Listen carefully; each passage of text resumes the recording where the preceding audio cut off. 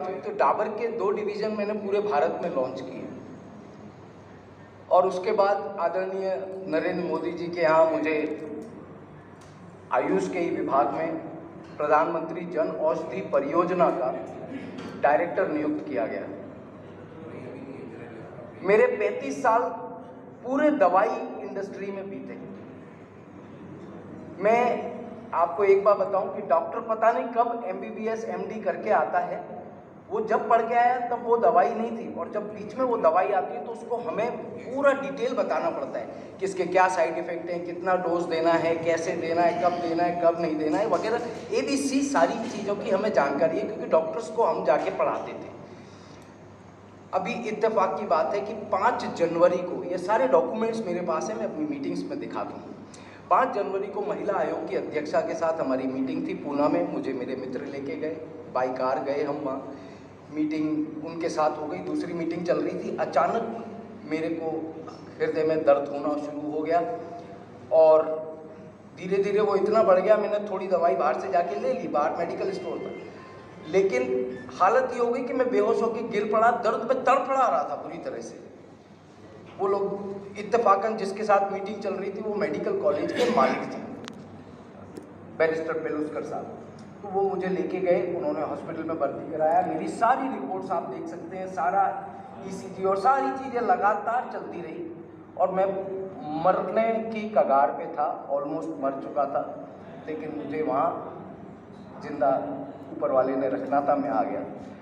मुझे डॉक्टर्स ने कहा था 4-5 महीने लगेंगे नॉर्मल होने में और आपको एंजियोप्लास्टी इमीडिएट करानी है। मैं घर पे आके और शांति से पड़ा हुआ था, कुछ कर नहीं पा रहा था और बहुत प्रॉब्लम में था। ऐसे में अचानक मेरे घर पे 2 जने आए। एक कभी किसी की मैंने मदद की थी, वो एक महिला को लेके आए, उनका नाम था, यहीं पे वो हैं, मैं बताऊंगा आपको।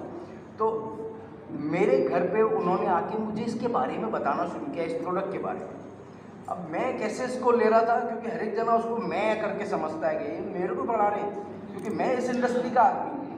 पर वो जो चीज़ें बता रही थी इस प्रोडक्ट के बारे में, तो मैं यहाँ से कन्विंस हो गया, ठीक है, कि भाई हाँ बात तो ये सही कह रही है, क्योंकि साइंटिफिकली इसमें कोई कमी निकाल ही नहीं सकते आप। परंतु मैं यहाँ से एक्सेप्ट नहीं कर पा रहा था और वो मेरे को ज़बरदस्ती की नहीं सर ये लेना पड़ेगा। वो प्रोडक्ट मुझे दिया गया, ये पूरा सेट मैंने ले लिया और 2 दिन वो घर में पड़ा रहा प्रोडक्ट।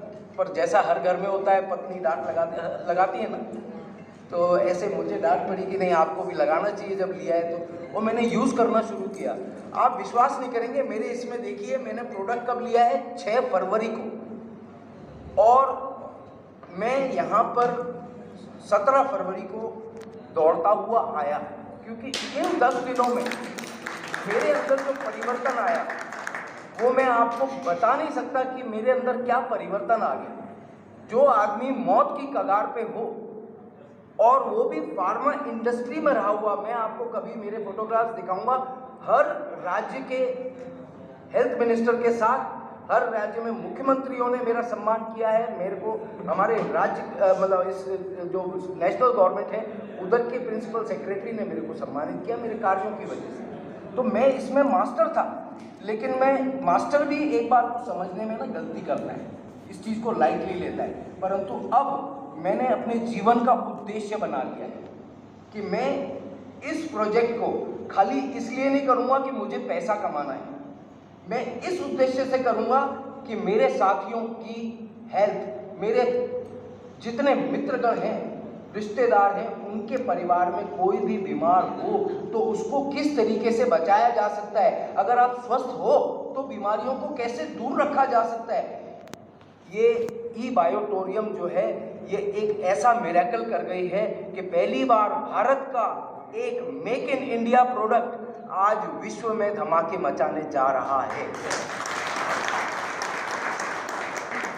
मेरा निवेदन है कि इसको आप भी इस उद्देश्य से मत करिए कि पैसा कमाना है, अरे ये तो इससे बड़ी समाज सेवा कोई नहीं है।